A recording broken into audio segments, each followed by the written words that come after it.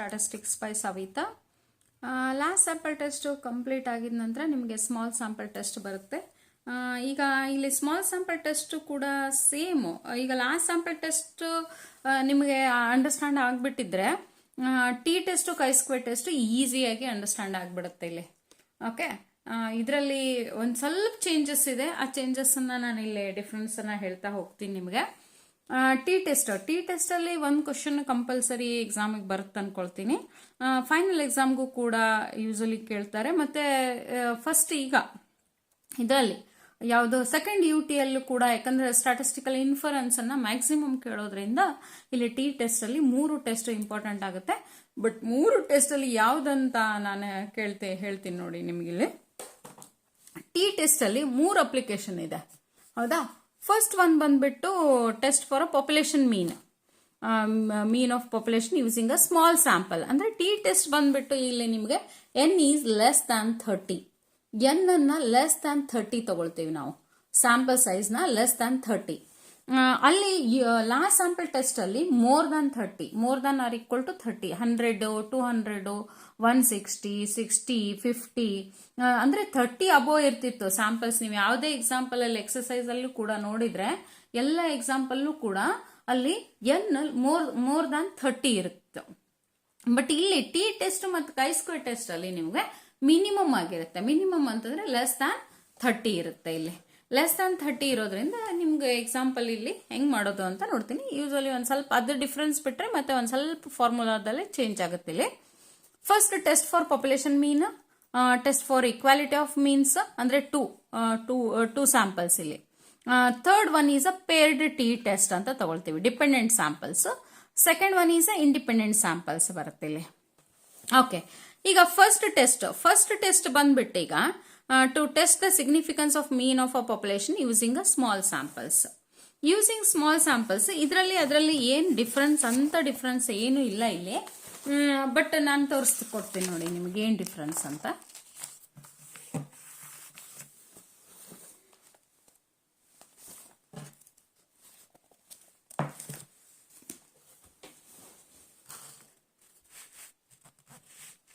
Okay, T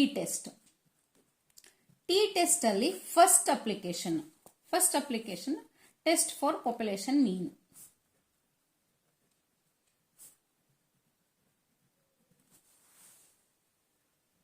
using a small sample. Okay, ಈಗ ಇದರಲ್ಲಿ first ಬಂದ್ಬಿಟ್ಟು same, everything steps are same. First step H0 mu is equals to mu naught. Mu is equals to mu naught. And second step is H1, that is alternative hypothesis. Mu is not equal to mu naught. ಇಷ್ಟೇ, ಅದೆಲ್ಲ ಓದ್ಕೊಂಡು ಕೂಡ್ಬೇಡ್ರಿ ನೀವು. ನಾನು ಇಲ್ಲಿ ನಿಮ್ಗೆ ಈಸಿಯಾಗಿ ಹೇಳ್ಕೊಡ್ತೀನಿ ನೋಡಿ. mu is less than mu naught and mu is greater than mu naught. These two are one-tail test. This one is a two-tail test. ಹೌದಾ. ನಾಟ್ ಈಕ್ವಲ್ ಟು ಅಂದಾಗ ನಿಮ್ಗೆ 2 ಟೇಲ್ ಅಂತ ಈಗ ಆಲ್ರೆಡಿ ನಾನು ಭಾಳ ಸತಿ ಹೇಳಿ ನಿಮ್ಮ ತಲೆಯಲ್ಲಿ ಕುತ್ಕೊಂಡು ಬಿಟ್ಟಿರ್ತದ. Not equal to is a 2 tail, less than more than ಇದ್ದಾಗ 1 ಟೇಲ್ ಅಂತ ಹೇಳಿ. ಓಕೆ, ಈಗ ನೆಕ್ಸ್ಟ್ ಬಂದ್ಬಿಟ್ಟು ಥರ್ಡ್ ಸ್ಟೆಪ್ ಅಲ್ಲಿ ಈಗ test statistic. T is equals to x bar minus mu naught divided by, using small sample test ಅಂದಾಗ s divided by root of n minus 1. ಅಲ್ಲಿ sigma by root n ತಗೊಳ್ತಿದ್ರಿ, but ಇಲ್ಲಿ s divided by root of n minus 1 ತಗೊಳ್ತೀವಿ ಇಲ್ಲಿ, n minus 1. Degrees of freedom ಅಂತ ತಗೊಳ್ತೀವಿ ಇಲ್ಲಿ. ಇನ್ನೊಂದು degrees of freedom, that is called as a DF ಅಂತೀವಿ. ಡಿಗ್ರೀಸ್ ಆಫ್ ಫ್ರೀಡಮ್ ಅಂತಂದ್ರೆ ಏನು ಅಂತ ನಿಮ್ಗೆ ನೆಕ್ಸ್ಟ್ ಹೇಳ್ತೀನಿ ನಾನು. ಇಂಡಿಪೆಂಡೆಂಟ್ ಕನ್ಸ್ಟ್ರೆಂಟ್ಸ್ ಇವು. Degrees of freedom is equals to n minus 1. ಇದು ವೆರಿ ಇಂಪಾರ್ಟೆಂಟ್ ಇಲ್ಲಿ. ಟೆಸ್ಟ್ ಸ್ಟ್ಯಾಟಿಸ್ಟಿಕ್ಸ್ ಫಾರ್ಮುಲಾ ಜೊತೆಗೇನೆ ನೀವು ಡಿಗ್ರೀಸ್ ಆಫ್ ಫ್ರೀಡಮ್ ನ ಬರೀಲೇಬೇಕಾಗುತ್ತೆ ಇಲ್ಲಿ. Okay, degrees of freedom is equals to n minus 1. Then fourth step is alpha, same. Alpha is equals to either 5% or 1%. Okay. The critical values are from T table. Critical values na ಅದು ನಾವು last sample test ಅಲ್ಲಿ ತಗೊಂಡ್ವಲ್ಲ, 4 values ಇತ್ತಲ್ಲಿ, ನಿಮ್ಗೆ ಸಣ್ಣ table ಇತ್ತು, ಈಸಿಯಾಗಿ ನೀವು ಎಲ್ಲ 4 ಟೆಸ್ಟ್ಗೂ ಒಂದನ್ನೇ ಹಾಕ್ಬಿಟ್ರಿ. But ಇಲ್ಲಿ ಟಿ ಟೆಸ್ಟ್ ಅಂತ ಸಪರೇಟ್ ಆಗಿ ಒಂದು ಟೇಬಲ್ ಇದೆ, ಟಿ ಟೆಸ್ಟ್ ಟೇಬಲ್ ಅಂತ, ಟಿ ಟೇಬಲ್. ಆ ಟೇಬಲ್ ಅಲ್ಲಿ ನೋಡ್ಬಿಟ್ಟು ನಾವು ವ್ಯಾಲ್ಯೂಸ್ ಅನ್ನ ತಗೊಳ್ತೀವಿ. 2 ಟೈಲು ಮತ್ತೆ 1 ಟೈಲ್ ಬೇಸ್ ಮೇಲೆ ತಗೊಳ್ತೀವಿ. ಇಲ್ಲಿ fifth one, decision making, H0 is accepted or it is a rejected. Accepted or rejected. Okay.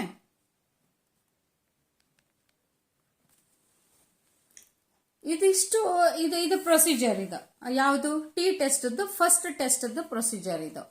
Okay, ಇದು ಒಂದು ಪ್ರಾಬ್ಲಮ್ ನ ತೋರಿಸ್ತೀನಿ ನಿಮ್ಗೆ. ಈಸಿ ಇದೆ ಪ್ರಾಬ್ಲಮ್ ಕೂಡ.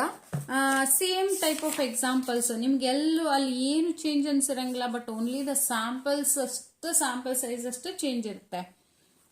ಇಲ್ಲಿ ನೋಡಿ, ಇಲ್ಲಿ ಒಂದು ಎಕ್ಸಾಂಪಲ್ 1 242. ಓಕೆ, ಈಗ the length of 10 samples of Egyptian cotton taken from a population has a mean length 48 cm. ಅಂದ್ರೆ 10 samples ಇದ್ದು 48 cm. ಇದು n. Okay, this is x bar, this is s. Test whether the mean length of the population can be taken as 50 cm? ನಿಮ್ಗೊಂದು ಇನ್ನೊಂದು ಹೇಳಿದೆ ನಾನು, 2 ಮೀನ್ ಇರುತ್ತೆ, ಯಾವ್ದಂತ find out ಮಾಡೋದು, ಯಾವ್ದು ಎಕ್ಸ್ ಬಾರು ಯಾವ್ದು ಮ್ಯೂನಾಟ್ ಅಂತ ಫೈಂಡ್ ಔಟ್ ಮಾಡ್ಲಿಕ್ಕೆ ಆಗೋದಿಲ್ಲ ಮೇಡಮ್ ಅಂತ ಎಲ್ಲರೂ ಕೇಳ್ತಿರ್ತಾರೆ ನನ್ನ ಕಾಲೇಜಲ್ಲಿ. ಅವಾಗ ನಾನು ಹೇಳ್ತೀನಿ ಅವರಿಗೆ, ನೋಡಿ ಇದು ಎನ್ ಜೊತೆಗೆ ಅಂದ್ರೆ ಎನ್ ಅನ್ನು ಟೆಸ್ಟ್ ಮಾಡಿದಾಗ ಏನ್ ಮೀನ್ ಬರುತ್ತಲ್ಲ, ಆವರೇಜ್ ಬರುತ್ತಲ್ಲ, ಅದನ್ನ ಎಕ್ಸ್ ಬಾರ್ ಅಂತ ತಗೊಳ್ತೀವಿ, ಇದನ್ನ ಎಸ್ ಅಂತ ತಗೊಳ್ತೀವಿ. ಇದೇನಿರುತ್ತಲ್ಲ ಮ್ಯೂನಾಟ್ ಅಂತ. ಮ್ಯೂನಾಟ್ ಅಂದ್ರೆ ಇದು ಲಾಸ್ಟ್ ಸೆಂಟೆನ್ಸ್ ಅಲ್ಲಿ ಇಲ್ಲ, ಫಸ್ಟ್ ಸೆಂಟೆನ್ಸ್ ಅಲ್ಲಿ ಇರುತ್ತೆ. ಇದು ಕ್ವಶನ್ ಮಾರ್ಕ್ ಆಗುತ್ತೆ, ಇದು ಹೌದಾ ಅಂತ.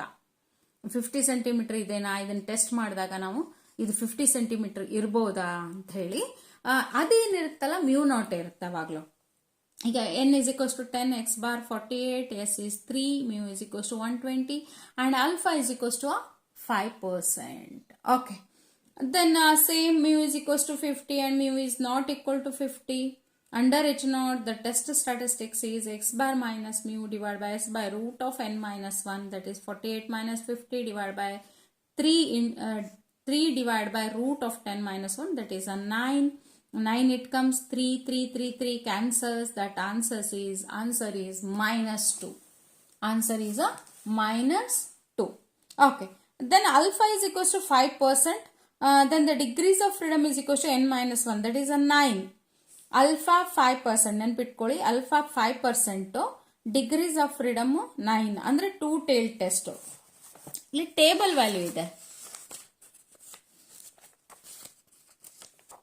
ಇಲ್ಲಿ ಟಿ ಟೆಸ್ಟ್ ಅಲ್ಲಿ 9 degrees of freedom, 2 tail test 5%, minus 2.26 to plus 2.26, minus 2.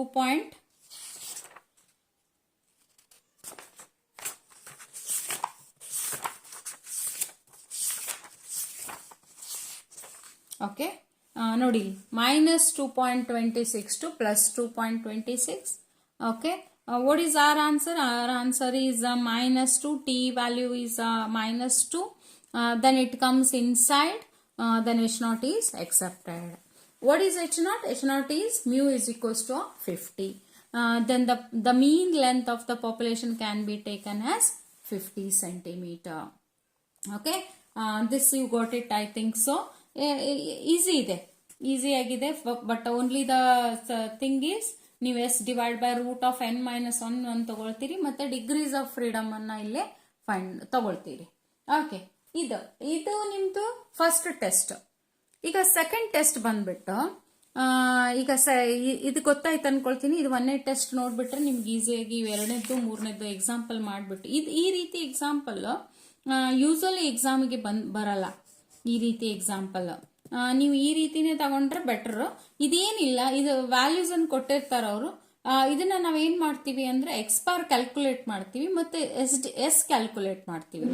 S ಅಂತಂದ್ರೆ ನೀವು ಫಸ್ಟ್ ಇಯರ್ ಅಲ್ಲಿ ಸ್ಟ್ಯಾಂಡರ್ಡ್ ಡೆವಿಯೇಷನ್ ಏನು ಕಲ್ತಿದ್ದೀರಲ್ಲ ಆ ಸ್ಟ್ಯಾಂಡರ್ಡ್ ಡೆವಿಯೇಷನ್ ನ ಫೈಂಡ್ ಔಟ್ ಮಾಡ್ತೀವಿ, ಮತ್ತೆ ಮೀನ್ ಅನ್ನು ಫೈಂಡ್ ಔಟ್ ಮಾಡಿಬಿಟ್ಟು ಸಬ್ಸ್ಟಿಟ್ಯೂಟ್ ಮಾಡ್ತೀವಿ, ಯಾವ್ದು ವ್ಯಾಲ್ಯೂಸ್ ಕೊಟ್ಟಿರ್ತಾರಲ್ಲ ಅದನ್ನ ಕ್ಯಾಲ್ಕುಲೇಟ್ ಮಾಡ್ಲಿಕ್ಕೆ. ಬಟ್ 5 ಮಾರ್ಕ್ಸ್ಗೆ ಇದು ಲೆಂತಿ ಆಗಿರೋದ್ರಿಂದ ಇಲ್ಲಿ ಈಸಿಯಾದ ವ್ಯಾಲ್ಯೂಸ್ ಕೊಟ್ಬಿಟ್ರೆ ಈಸಿಯಾಗಿ ಕ್ಯಾಲ್ಕುಲೇಟ್ ಮಾಡ್ಕೋಬಹುದು. ಬಟ್ ಇದು ಪ್ರೊಸೀಜರ್ ಏನಿದೆಯಲ್ಲ 5 ಸ್ಟೆಪ್ಸ್ 5 ಮಾರ್ಕ್ಸ್ ಈಸಿಯಾಗಿ ನಿಮ್ಗೆ ಇಲ್ಲಿ ಇರುತ್ತೆ. ಅದಕ್ಕೆ ಮ್ಯಾಕ್ಸಿಮಮ್ ನಾನು ಪ್ರೀವಿಯಸ್ ಕ್ವಶನ್ ಪೇಪರ್ನ ಮ್ಯಾಕ್ಸಿಮಮ್ ಕ್ವಶನ್ ಪೇಪರ್ನ ಸ್ಟಡಿ ಮಾಡಿದಾಗ ಅಲ್ಲಿ ಬಂದಿರುವಂತ ಕ್ವಶನ್ಸ್ ಮ್ಯಾಕ್ಸಿಮಮ್ ಈ ತರದ ಕ್ವಶನ್ಸ್. ದಟ್ಸ್ ವೈ ಬೆಟರ್ ಈ ತರ ಕ್ವಶನ್ಸ್ ಅನ್ನ ನೀವು ಇಲ್ಲಿ ಸ್ಟಡಿ ಮಾಡಿದ್ರೆ ಒಂದು ಎಕ್ಸಾಂಪಲ್ ನ ನೀವು ನೋಡ್ಕೊಳ್ಳೇಬೇಕಾಗುತ್ತೆ ಇಲ್ಲಿ. ಓಕೆ, ಏನಿಲ್ಲ, ವ್ಯಾಲ್ಯೂಸ್ ಅನ್ನು ಕೊಟ್ಟಿರ್ತಾರೆ, ಎಕ್ಸ್ ಬಾರ್ ಕ್ಯಾಲ್ಕುಲೇಟ್ ಮಾಡಿ ಮತ್ತೆ ಎಕ್ಸ್ ಸ್ಕ್ವೇರ್ ಅಂತ ತಗೊಂಡ್ಬಿಟ್ಟು ಇಲ್ಲಿ ಡಿ ಸ್ಕ್ವೇರ್ ಅಂತ ಕೊಟ್ಟಿರ್ತಾರಲ್ಲ ಅವರು ಸ್ಟೆಪ್ ಡೆವಿಯೇಷನ್ ಮೆಥಡ್ ಅನ್ನ ಸಬ್ಸ್ಟಿಟ್ಯೂಟ್ ಮಾಡಿದಾರೆ. ಸ್ಟೆಪ್ ಡೆವಿಯೇಷನ್ ಕಿಂತ ಡೈರೆಕ್ಟ್ ಮೆಥಡ್ ಅನ್ನು ಕೂಡ ತಗೊಂಡ್ರು ಕೂಡ ನೀವು ಇಲ್ಲಿ ಈಸಿ ಆಗುತ್ತೆ. Summation of x square divide by n minus sum of x divide by n whole square ಅಂತ ತಗೊಂಡ್ಬಿಟ್ಟು ಅದು ಕೂಡ ಇಲ್ಲಿ ನಿಮಗೆ ಸೇಮ್ ಆನ್ಸರ್ ಬರುತ್ತೆ. Then you have to substitute it in the formula, then degrees of freedom and everything is same. Only you have to calculate the x bar and s value. Okay, then what is the difference between the means of a two population sample means? ಇಲ್ಲಿ ನೋಡಿ, ಇಲ್ಲಿ ಕೂಡ same ಇದು formula, the same h0 and h1 everything is same, only the formula changes. ಇಲ್ಲಿ second test ಇದು. Second test ಅಲ್ಲಿ t is equals to x1 bar minus x2 bar divide by square root of s C square into 1 by n1 plus 1 by n2. ಅಂದ್ರೆ ಇಲ್ಲಿ 2 sets of data, 2 set of data ಇರುತ್ತೆ. ನಿಮ್ಗೆ example ತೋರಿಸ್ತೀನಿ ಅಲ್ಲಿ ನಾನು. But ಆ example ಅಲ್ಲಿ ನಾವು ಏನ್ ಮಾಡ್ತೀವಿ, n1 ಬೇರೆ n2 ಬೇರೆ ಕೊಟ್ಟಿರ್ತಾರ ಅವ್ರು, x1 ಬಾರ್ x2 ಬಾರ್ ಕೊಟ್ಟಿರ್ತಾರ, ಮತ್ತೆ s1 s2 ಕೊಟ್ಟಿರ್ತಾರ ಅವ್ರು ಸ್ಟ್ಯಾಂಡರ್ಡ್ ಡೆವಿಯೇಷನ್ಸ್ ನ. ಅಲ್ಲಿ ನಾವು ಲಾಸ್ಟ್ ಸ್ಯಾಂಪಲ್ ಟೆಸ್ಟ್ ಅಲ್ಲಿ ಆದ್ರೆ square root of sigma 1 square divide by n1 plus sigma 2 square divide by n2 ಅಂತ ತಗೊಂಡ್ಬಿಡ್ತಿದ್ವಿ. ಬಟ್ ಇಲ್ಲೇನಿದೆ, ನಾವು ಎಸ್ ಎಸ್ ಸಿ ಸ್ಕ್ವೇರ್ ಅಂತ ಕ್ಯಾಲ್ಕುಲೇಟ್ ಮಾಡ್ತೀವಿ. ಕಂಬೈನ್ಡ್ ಸ್ಟ್ಯಾಂಡರ್ಡ್ ಡೆವಿಯೇಷನ್ ಅಂದ್ರೆ n1 s1 square plus n2 s2 square divide by n1 plus n2 minus 2 ನ calculate ಮಾಡಿಬಿಟ್ಟು ಆಮೇಲೆ ಎಸ್ ಸಿ ಸ್ಕ್ವೇರ್ ನ ಸಬ್ಸ್ಟಿಟ್ಯೂಟ್ ಮಾಡ್ತೀವಿ ಇದರಲ್ಲಿ. ಈ ಮಾಡಿ so everything other this thing steps everything is same, only the formula and the degrees of freedom changes. ಈಗ ನೋಡಿ ಇಲ್ಲಿ ಒಂದು ಎಕ್ಸಾಂಪಲ್ ನಾನು ತೋರಿಸ್ತೀನಿ ನೋಡಿ ನಿಮ್ಗೆ. ಇಲ್ಲಿ the mean and standard deviation of height of persons of 2 localities gave the following result. ಈ ಎಕ್ಸಾಂಪಲ್ ನೋಡಿದಾಗ ನಿಮ್ಗೆ ಲಾಸ್ಟ್ ಸ್ಯಾಂಪಲ್ ಟೆಸ್ಟ್ ಅಲ್ಲಿ ಸೇಮ್ ಎಕ್ಸಾಂಪಲ್ ನೋಡಿದ್ವಲ್ಲ, ನಾವು ಸೇಮ್ ಎಕ್ಸಾಂಪಲ್ ನೋಡಿದ್ವಿ, ಸೇಮ್ ಟೈಪ್ ಆಫ್ ಎಕ್ಸಾಂಪಲ್ ನ ಕ್ಯಾಲ್ಕುಲೇಟ್ ಮಾಡಿದ್ದೀವಿ. ಇಲ್ಲಿ ನೋಡಿ, ಸೈಜ್ ಕೊಟ್ಟಾರ, ಮೀನ್ ಕೊಟ್ಟಾರ, ಸ್ಟ್ಯಾಂಡರ್ಡ್ ಡೆವಿಯೇಷನ್ ಕೊಟ್ಟಾರ, ಸೈಜ್ ಕೊಟ್ಟಾರ, ಮೀನ್ ಕೊಟ್ಟಾರ, ಸ್ಟ್ಯಾಂಡರ್ಡ್ ಡೆವಿಯೇಷನ್ ಕೊಟ್ಟಾರ. But only the difference is ಇಲ್ಲಿ 90 ಮತ್ತೆ 40 ಇದೆ, 90 ಮತ್ತೆ 40 ಇದೆ. ಇಲ್ಲಿ ಬಂದ್ಬಿಟ್ಟು ನಿಮ್ಗೆ 12 ಮತ್ತೆ 8 ಇದೆ. ಅಂದ್ರೆ ದಿಸ್ ಈಸ್ ಲೆಸ್ ದಾನ್ 30 ಇದ್ದಾಗ ನೀವು ಇದನ್ನ ಈ ಫಾರ್ಮುಲಾನ ಅಪ್ಲೈ ಮಾಡ್ತೀರಾ ಇದರಲ್ಲಿ, ಈ ಫಾರ್ಮುಲಾ. ಓಕೆ, ಈಗ mean and standard deviation of heights of persons of 2 localities ಅಂತಂದ್ರೆ 2 ಲೊಕ್ಯಾಲಿಟಿ ಸಪರೇಟ್ ಕೊಟ್ಟಿದ್ದಾರೆ. 5% level of significance, shorter than ಅಂದಿದ್ದಾರೆ. ಶಾರ್ಟರ್ ದ್ಯಾನ್ ಅಂದ್ರೆ ಲೆಸ್ ದ್ಯಾನ್ ತಗೊಳ್ತೀವಿ. ಇಲ್ಲಿ ನೋಡೋಣ, ಇಲ್ಲಿ given n1 n2 x1 bar x2 bar s1 s2 then μ1 is equals to μ2. Shorter than ಅಂದಿರೋದಕ್ಕೆ h1 ನ μ1 is less than μ2. Okay, μ1 is less than μ2. Okay, ಇದು ಕ್ಲಾರಿಫಿಕೇಶನ್ಗೆ ನಿಮಗೆ ಇದನ್ನ ಈ ಸೆಂಟೆನ್ಸ್ ಅನ್ನ ಬೈತೀವಿ. ಬಟ್ ಇದು ಇಂಪಾರ್ಟೆಂಟ್ ನಮಗೆ, μ1 is equals to μ2 and μ1 is less than μ2. Then after this S C square ನ ಕ್ಯಾಲ್ಕುಲೇಟ್ ಮಾಡ್ತೀವಿ. ಯಾಕಂದ್ರೆ ನಮ್ಗಲ್ಲಿ s1 s2 ಕೊಟ್ಟಿದ್ದಾರೆ. s1 s2 ನ n1 s1 square plus n2 s2 square divide by n1 plus n2 minus 2 ಇದನ್ನ calculate ಮಾಡಿಬಿಟ್ಟು ಆಮೇಲೆ ಇಲ್ಲಿ ಫಾರ್ಮುಲಾದಲ್ಲಿ t is equals to x1 bar minus x2 bar divide by square root of s C square into 1 by n1 plus 1 by n2 ಅಂತ ಹಾಕ್ಬಿಟ್ಟು values ಅನ್ನ substitute ಮಾಡ್ತೀವಿ. ನಿಮ್ಗೆ ಹೇಳಿದೆ ನಾನು ಹೆಂಗೆ ಕ್ಯಾಲ್ಕುಲೇಟ್ ಮಾಡಬೇಕು ಅಂತ. ಈಗ ಕೂಡ ಇದೇ ವಿಡಿಯೋದಲ್ಲಿ ತಿಳಿಸ್ಕೊಟ್ಟೆ. 1 by n1 1 by 12 ಮಾಡ್ಕೊಳ್ಳಿ, ಪ್ಲಸ್ 1 by 8 ಅನ್ನ ಮಾಡ್ಕೊಂಡ್ಬಿಟ್ಟು ಅದೆರಡು ವ್ಯಾಲ್ಯೂಸ್ನ ಆ್ಯಡ್ ಮಾಡ್ಕೊಂಡ್ಬಿಟ್ಟು ಇದರಲ್ಲಿ ಮಲ್ಟಿಪ್ಲೈ ಮಾಡಿ ಸ್ಕ್ವೇರ್ ರೂಟ್ ತೆಗೆದ್ಬಿಟ್ರೆ ನಿಮ್ಗೆ ಅಲ್ಲಿ ಡಿವೈಡ್ ಮಾಡ್ಕೊಂಡ್ಬಿಟ್ರೆ ನಿಮ್ಗೆ ಇಲ್ಲಿ ಆನ್ಸರ್ ಬರುತ್ತೆ. ಆ ಆನ್ಸರು ನಮ್ಗೆ ಅಲ್ಲಿ ಲೆಫ್ಟ್ ಟೇಲ್ ಟೆಸ್ಟ್ ಅಲ್ಲ, ಇದು left tail test 5% 18 degrees of freedom. ಇಲ್ಲಿ ಇನ್ನೊಂದ್ಸತಿ ತೋರಿಸ್ತೀನಿ ನೋಡಿ ನಿಮ್ಗೆ. ಇಲ್ಲಿ 18 degrees of freedom 5% one tail test. ಹೌದಾ, ಒನ್ ಟೇಲ್ ಟೆಸ್ಟ್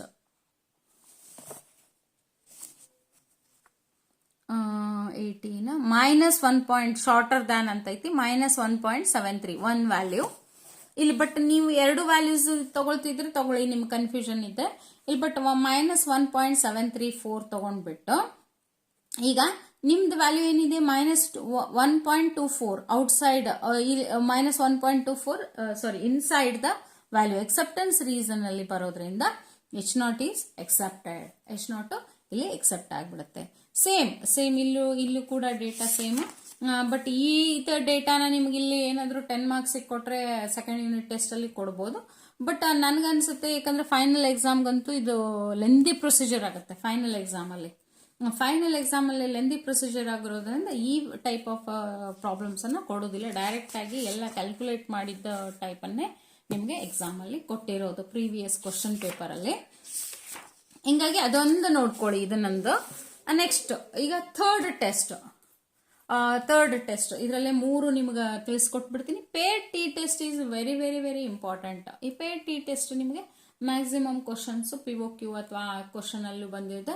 ಮತ್ತೆ 5 ಮಾರ್ಕ್ಸ್ ಸೆಕ್ಷನ್ ಸಿ ಅಲ್ಲಿ 5 ಮಾರ್ಕ್ಸ್ ಕ್ವಶನ್ ಅಲ್ಲೂ ಕೂಡ ಪೇರ್ ಟಿ ಟೆಸ್ಟ್ ಬಂದಿರೋದಿದೆ. ಇದು ಹೆಂಗಂತಂದ್ರೆ ಇದು ಕೂಡ same, but these two are dependent samples. ಈಗ ಸೆಕೆಂಡ್ ಒನ್ ಏನ್ ಮಾಡಿದ್ವಲ್ಲ ನಾವಿಲ್ಲಿ, ಸೆಕೆಂಡ್ ಒನ್ ಅಲ್ಲಿ N1 and N2 different 12, 8. But in this, the same values. This is also N1 is also 5 and N2 is also 5. That's why we consider it as a N ಅಂತ ತಗೊಂಡ್ಬಿಡ್ತೀವಿ ನಾವಿಲ್ಲಿ. N ಅಂತ ತಗೊಳ್ತೀವಿ. ಈಗ ನಾನು ನಿಮ್ಗೆ H0 H1 ತೋರಿಸ್ಕೊಡ್ತೀನಿ ನೋಡಿ ಇಲ್ಲಿ. Third test pair t test, very important. H0 is equals to mu1 is equals to mu2. And H1 is mu1 is not equal to mu2. H1 mu1 is less than mu2. Mu1 is more than mu2. These two are one tail test. This is left tail. This is a right tail. Then this mu1 is equal to mu2 is always, you have to write it. Under H0, the test statistics is T is equals to D bar divided by ST divided by root of N minus 1 with the N minus 1 degrees of freedom. First ಒನ್ದು N-1 degrees of freedom ಇತ್ತು, ಇಲ್ಲೂ ಕೂಡ N-1 degrees of freedom ಇದೆ. D bar ಹೆಂಗ್ calculate ಮಾಡ್ತೀರಿ? ಎರಡು value ಕೊಟ್ಟಾರಲ್ಲ ಇಲ್ಲಿ ಅಂತಂದ್ರೆ, ಒಂದು ಫಸ್ಟ್ ಒನ್ X1 ಅಂತ ತಗೊಳ್ತೀವಿ, X2 ಅಂತ ತಗೋತೀವಿ. D is equals to X1 minus X2 ಅಂತ ಕ್ಯಾಲ್ಕುಲೇಟ್ ಮಾಡಿ summation of d divide by N ಅಂತ ಕ್ಯಾಲ್ಕುಲೇಟ್ ಮಾಡಿದ್ರೆ ನಮ್ಗೆ ಡಿ ಬಾರ್ ವ್ಯಾಲ್ಯೂ ಸಿಗುತ್ತೆ. ಅದನ್ನೇ ಡಿ ಸ್ಕ್ವೇರ್ ಅಂತ ತಗೊಂಡ್ಬಿಟ್ಟು ಎಸ್ ಡಿ ಕ್ಯಾಲ್ಕುಲೇಟ್ ಮಾಡ್ತೀವಿ. ಎಸ್ ಡಿ ಹೆಂಗ್ ಕ್ಯಾಲ್ಕುಲೇಟ್ ಮಾಡ್ತೀವಿ? ST is equals to the square root of summation of D square divided by N minus sum of D divided by N whole square. Okay, sum of D divided by N whole square. Other this fourth and fifth step is same. Alpha is equals to 5%, 1% and everything is same. Okay. ಈ example ಕೊಟ್ಟಿಲ್ಲ ಅನ್ಕೊಂಡು, T test ಬಂದಿಲ್ಲ ಅಲ್ಲಿ, last sample test ಮತ್ತೆ ಕಾಯಿ square test ಅನ್ನ ಕೊಟ್ಟಿದ್ರೆ T test ಏನಾಗುತ್ತೆ ಅಂದ್ರೆ ನಿಮ್ಗೆ 2 ಮಾರ್ಕ್ಸಿಗೆ ಬರ್ಬೋದು. ಇದು 2 ಮಾರ್ಕ್ಸಿಗೆ ಏನಂತ ಕೇಳ್ಬೋದು ಅವರು, in a pair t test if N is equals to 10 and D bar is equals to 4.3 and standard deviation is equals to 1.3, then what would be the value of test statistics? Okay.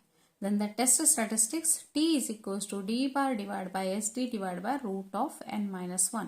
D bar is given, ST is given, N is given. Then you are substituting all the values. Then formula carries a 1 mark and answer carries a 1 mark here. Okay.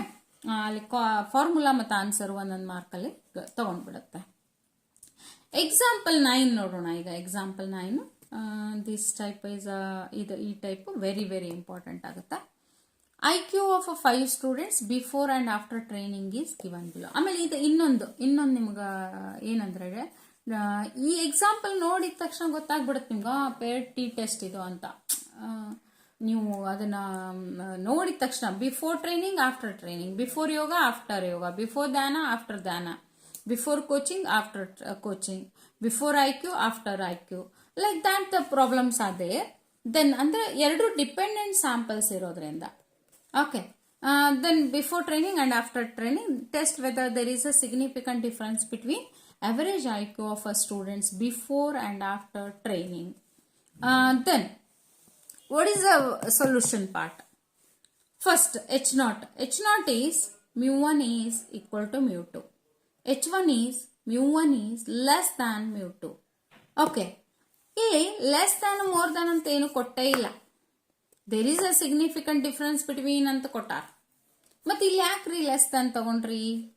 ಇಲ್ಲಿ ಯಾಕೆ less than ತಗೊಂಡಿದ್ದಂತಂದ್ರೆ, ಯಾಕಂದ್ರೆ ಇದು training some, ಹೌದಾ? Before training, after training. Training which purpose we are considering a training, we are taking as a training.